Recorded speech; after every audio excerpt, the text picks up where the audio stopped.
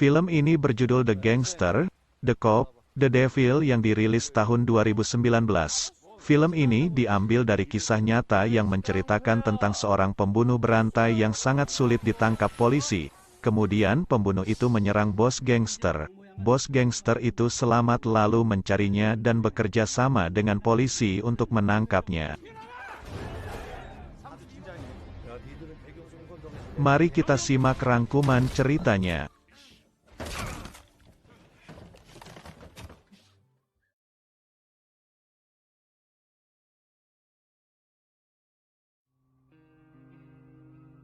Film ini dimulai di sebuah jalanan kota yang memperlihatkan insiden kecelakaan mobil. Pengemudi yang tertabrak kemudian keluar dan mengambil foto untuk klaim asuransi. Tapi si penabrak melarangnya dan kemudian penabrak itu membunuhnya dengan sadis.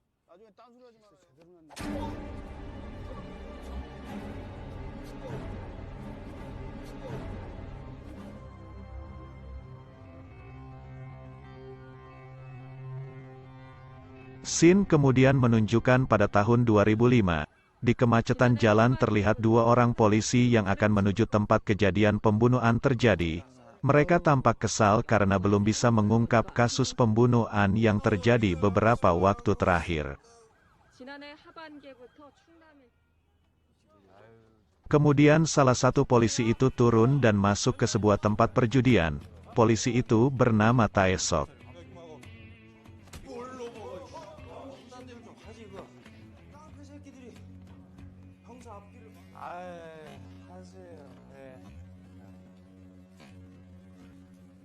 Di tempat lain seorang berbadan besar sedang latihan tinju. Dia adalah bos gangster yang bernama Dong-so. Ia latihan tinju dengan samsak seorang manusia di dalamnya. Di tempat perjudian, Taesok menangkap seseorang dengan paksa. Di waktu bersamaan, Dong-so menelpon atasan Taesok. Ia meminta atasan itu agar ia bisa menghentikan Taesok untuk tidak mengganggu tempat bisnisnya.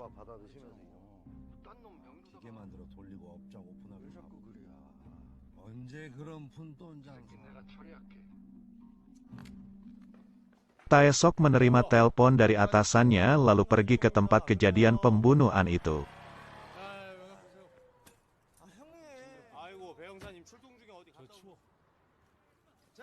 Taesok lalu memeriksa mobil dan korban pembunuhan itu. Ia menemukan bekas tabrakan dan mengatakan pada Sejin bahwa mungkin pembunuhan itu terjadi karena itu.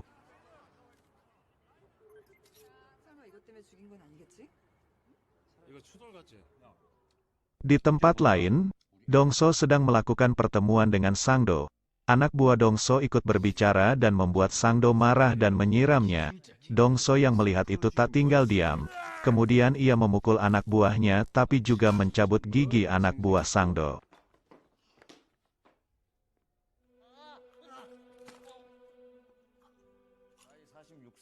Di kantor polisi, semua anggota melakukan rapat. Di situ Taesok menyimpulkan bahwa semua pembunuhan itu saling berkaitan, tapi tidak menurut ketuanya.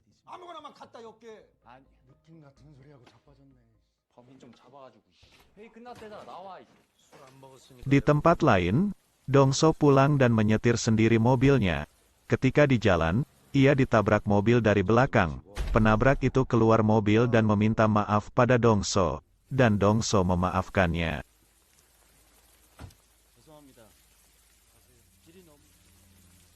Ketika Dong-so akan masuk ke mobilnya, orang itu menusuknya dari belakang. Perkelahian pun terjadi. Dong-so kewalahan tapi ia bisa membalas orang itu.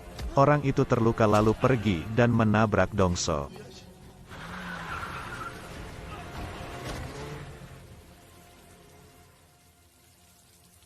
Dong-so kemudian telah sampai di rumah sakit, sedangkan anak buahnya melakukan penyerangan ke kelompok Sang-do.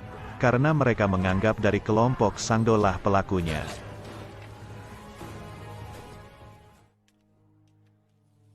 Di waktu yang sama pelaku penyerangan menyembuhkan lukanya sendiri kemudian membunuh orang lagi ketika terpergok mau mengambil anjing.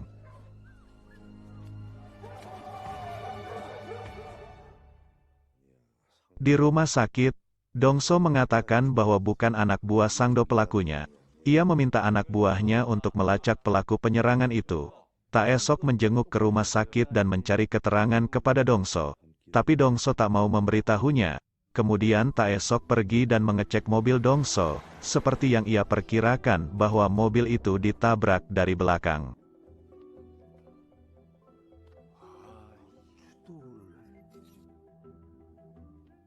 Sangdo menjenguk Dongso dan meminta pertanggungjawaban atas penyerangan anak buahnya kepada kelompoknya.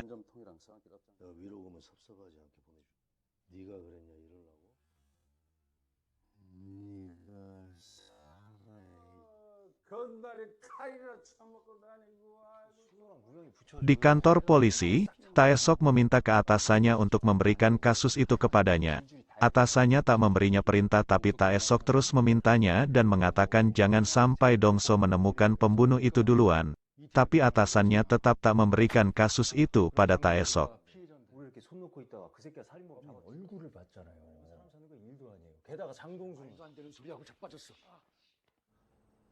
Di tempat lain, pembunuh berantai membunuh seorang sopir karena tak bisa menemui anaknya ulang tahun. Di waktu yang sama, Dongso menyewa pelukis profesional untuk melukis wajah penyerangnya. Setelah jadi, lukisan itu diserahkan ke anak buahnya untuk mencari orang itu.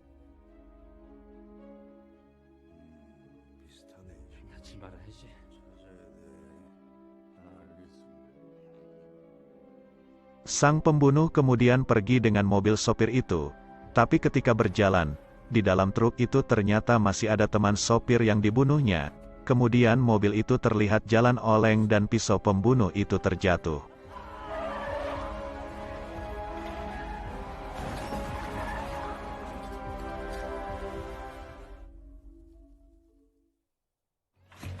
Di tempat judi, Taesok menangkap anak buah Dongso. Lalu ia mendatangi Dongso dan ingin menangkapnya. Ia juga memberitahu bahwa orang yang menyerang Dongso adalah bukan psikopat biasa. Ia meminta Dongso untuk bekerja sama.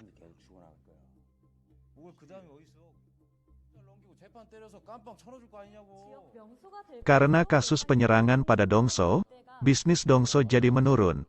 Di sisi lain anak buahnya telah menemukan jejak pelaku penyerangnya, termasuk menemukan pisau yang dijatuhkan pembunuh itu.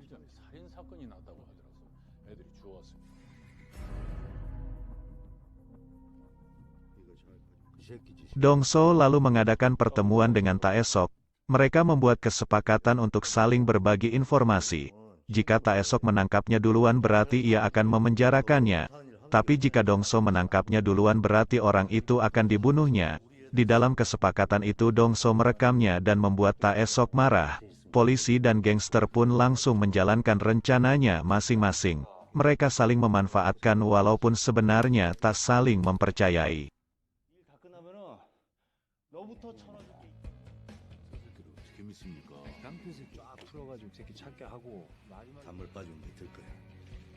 Dongso menyuruh anak buahnya untuk membunuh Sangdo dengan pisau milik pembunuh berantai itu dan sengaja meninggalkan pisaunya. Esoknya Taesok menemui Sejin dan memberikan barang bukti untuk diteliti. Kemudian scene berganti di mana Sejin memeriksa mayat Sangdo dan keheranan karena pisau pembunuh itu ditinggalkan.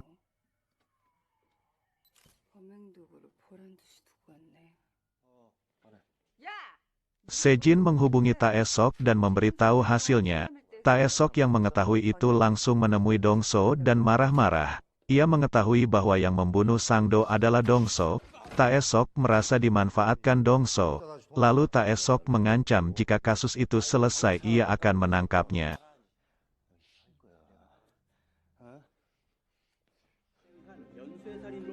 Karena dianggap tidak mampu menyelesaikan kasus itu, polisi di kantor Taesok mendapatkan bantuan dari sektor lain yang malah berselisih faham ketika bertemu. Di tempat lain, pembunuh berantai itu kelepasan bicara ketika menonton berita. Ia mengatakan bahwa Sangdo bukanlah korban yang dilakukannya.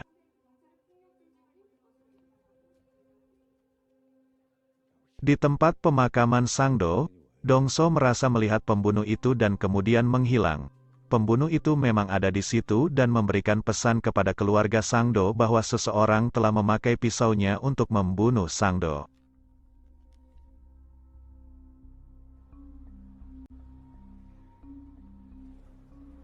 Malamnya pembunuh itu melakukan aksinya dengan cara yang sama dengan sebelumnya, sementara di tempat lain, Dongso dan Taesok bertemu untuk memeriksa mobil.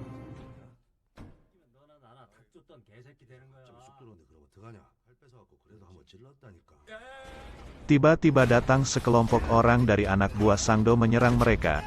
Mereka pun berkelahi. Dongso dan Taesok berhasil mengalahkan mereka. Kemudian Dongso menyuruh Taesok pergi dari situ dan akan membereskan semuanya.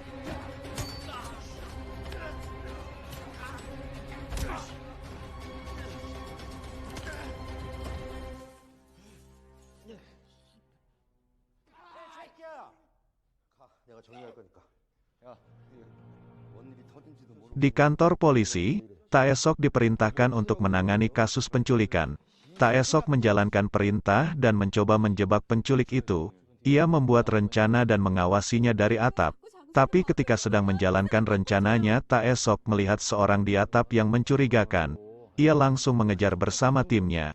Tapi orang itu berhasil meloloskan diri dari pengejaran.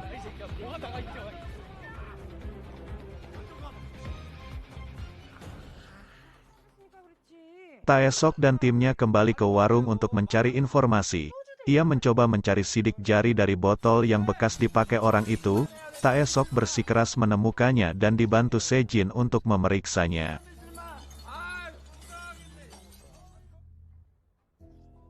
Di tempat lain, Dongso sedang makan bersama para gangster dan disindir membunuh Sangdo. Ia marah karena disindir terus-menerus dan menampari orang itu. Kemudian ia menerima telepon dari Taesok yang memberitahu telah menemukan titik terang pembunuh itu.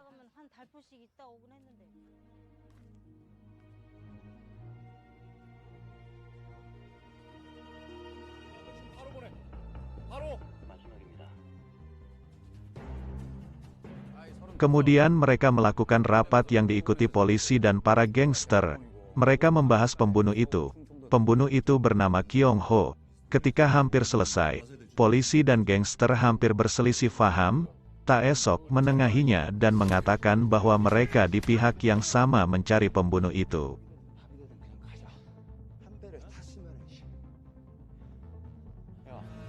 Gangster dan polisi lalu bergerak mencari pembunuh itu dengan petunjuk sebuah foto. Mereka menyebar dan mulai mencari orang itu.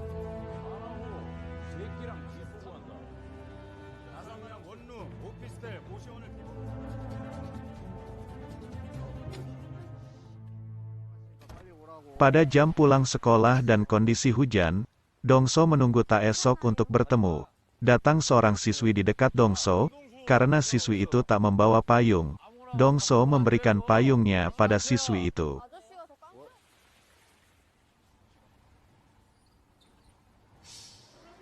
Di suatu tempat, polisi dan gangster sedang minum bersama. Tiba-tiba berita di TV menyiarkan bahwa seorang remaja telah terbunuh. Di video itu terlihat payung yang tadi dikasihkan oleh Dongso. Mereka pun langsung bergerak mencari pembunuh itu.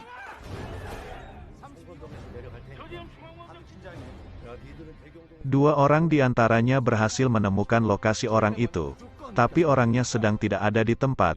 Kemudian mereka meminta bantuan dan menunggunya.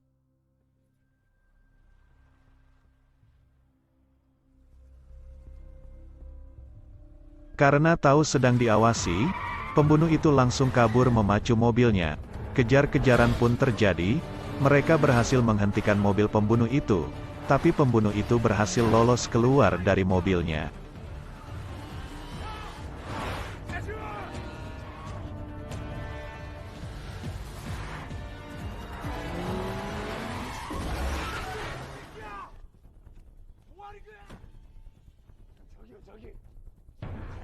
Mereka kemudian berlari mengejarnya dan menyebar. Ketika di atas, pembunuh itu berhasil melukai anak buah Dongso.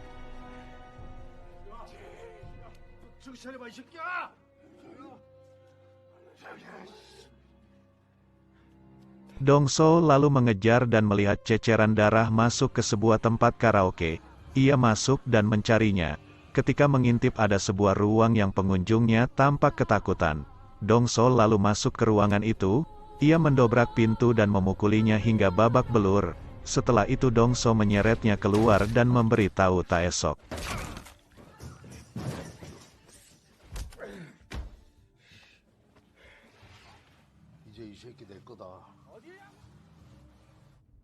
Pembunuh itu masih bisa tertawa yang membuat Dongso semakin marah.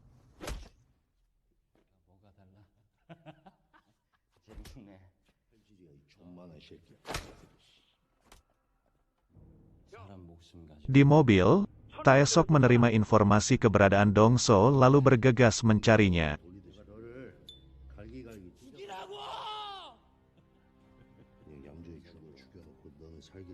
Ketika Dongso akan membunuh orang itu, Taesok datang dan menabraknya sampai pingsan.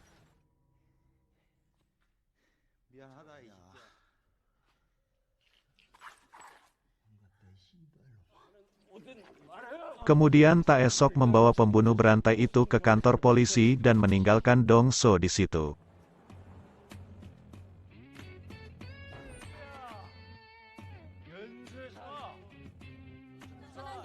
Esoknya pemberitaan ramai tentang penangkapan itu. Polisi juga menghentikan beberapa tempat judi yang melakukan kecurangan pada permainannya.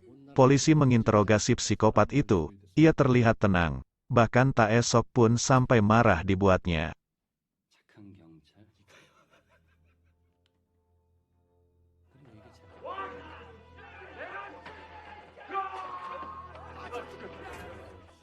Di pengadilan pembunuh itu hampir lolos karena polisi tak cukup bukti.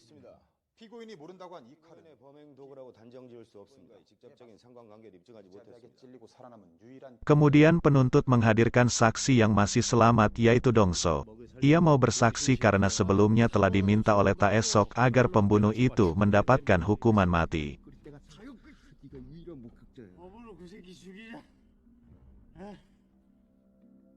Dongso kemudian menjelaskan semua yang terjadi, tapi jaksa pembela selalu menyudutkannya, hingga ia berkata bagaimana jika ada saudara pembela itu yang dibunuh.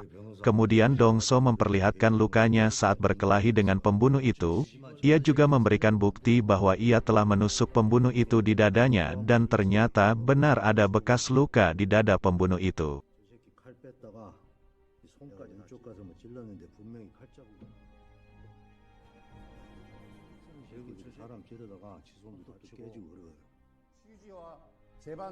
Karena bukti kuat, akhirnya pembunuh berantai itu dijatuhi hukuman mati. Taesok mendapatkan penghargaan setelah kasus itu. Dongso masuk penjara mempertanggungjawabkan kejahatannya dan disambut anak buahnya. Dia sangat senang melihat pembunuh berantai itu. Ternyata sebelumnya ia telah membuat kesepakatan dengan Taesok bahwa ia ingin satu penjara dengan pembunuh itu.